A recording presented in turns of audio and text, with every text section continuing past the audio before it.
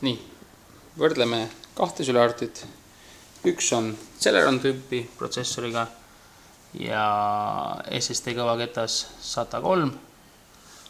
Teine on Precision, hästi kiire, i7 SSD kõvaketas, aga SATA 2.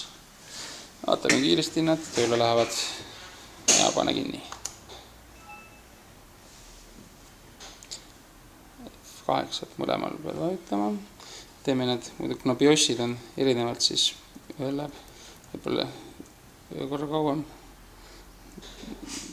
Kiire. Nii, vajutame üles üks kord.